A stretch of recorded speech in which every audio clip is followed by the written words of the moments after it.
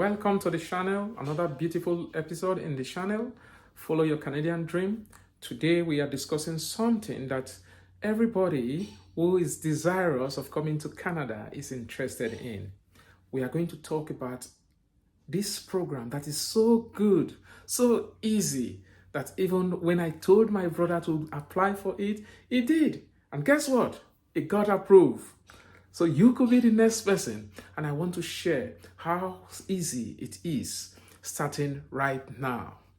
As always, my name is Joel Gis, and if you have been gaining value from this channel, please subscribe to this channel, hit the notification bell so that you can always continue to get the information that we dole out in this channel. Right away, this province actually requires you to either be outside Canada, or if you are inside Canada, you need to show proof of your legal status in Canada. That is just the eligibility. The second thing is that you need to show that you are not a refugee in Canada.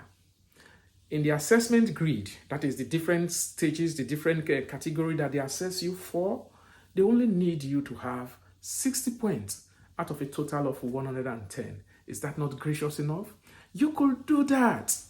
It's just getting some good points, probably your age, your educational qualification, adaptability, and language test. Boom! And the rest, like they said, is history. You need to score just 4. The CLB requirement is just 4. And what that means is this. If you are taking IELTS as an example, so for your speaking, for your reading, for your listening and writing, you only need to have 4 across board. Is that not easy enough? For many people who dread the IELTS test. But I know you can score more than that. But what this province is looking for is just CLB 4 for you to apply. Why not go for it? The next thing is that you need to have completed a post-secondary education. It could be training. It could be an apprenticeship that you have. You must have earned a diploma, a certificate, or a degree. Is that not easy enough? If you cannot earn a degree, you can get a diploma. That is how easy it is. And you get points for all of these. And the summation of it, if you are able to score 60 out of the 110 points, you are eligible to apply for this province to be considered for permanent residence. Is that not sweet? A word of caution, though, is that your educational qualification must tally with the occupation that you are picking.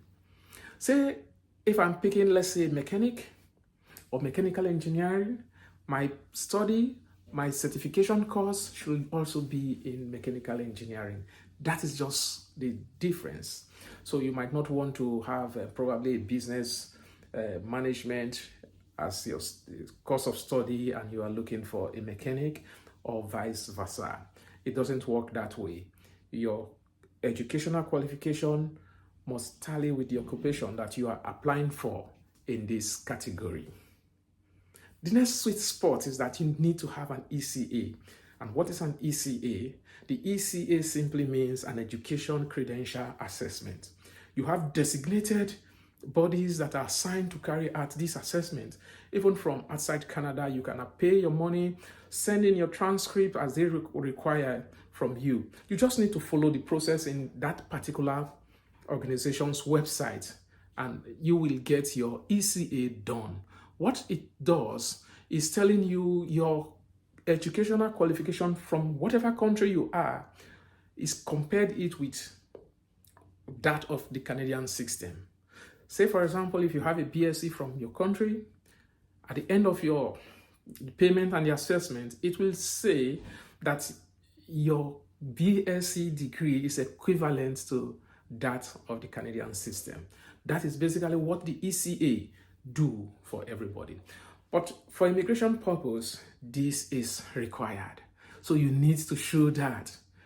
So once you are making your mind, you are prepping your mind for immigration, consider taking an ECA very, very fast. It takes some time, probably because of your school not sending the stuff in good time. So consider that. But for those who school in places where they can get their transcript very quick, In less than 35 days, sure, you get your ECA done. The next simple thing that you need to do is that you need to have proof of fund. So whenever you are making the process to immigrate, the immigration officers want to see that you have certain amount of money to cater for your needs, not just your need, but the needs of your family members and all that will be coming over with you. And that is basically what they call proof of fund. You need to show that you have this fund unencumbered. In other words, for the duration of the process, the beginning of your process, they are applying till the end, they need to see that you have this money in your bank account. So you want to show proof of fund, and you need to also show what they call settlement plan. But don't worry about the settlement plan. The settlement plan, you will be able to get it as you move in the process. You'll be connected to settlement organization even in Canada, and these will actually provide you with settlement plan. So don't let that bug you for now.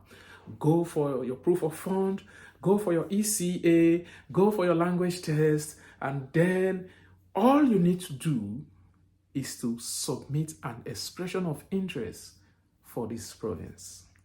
Now, someone is asking, what is that province that is so easy that even your brother got approved? Yes, I told my younger brother, go for this province, applied, and when he did, he got an approval. It is that simple. And you too can get the same approval. If you follow these same steps, if you follow this list that I've given you, you can get your approval in the very next draw. Why wait? Take the necessary step now. Submit an expression of interest, and you will be on your way to coming to Canada. Well, that province that we have been keeping for so long is no other province than Saskatchewan. Yes, I have been talking about the SINP. It is very good. It is very simple.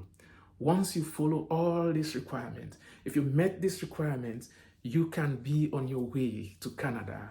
In a little above 18 months, you will be traveling.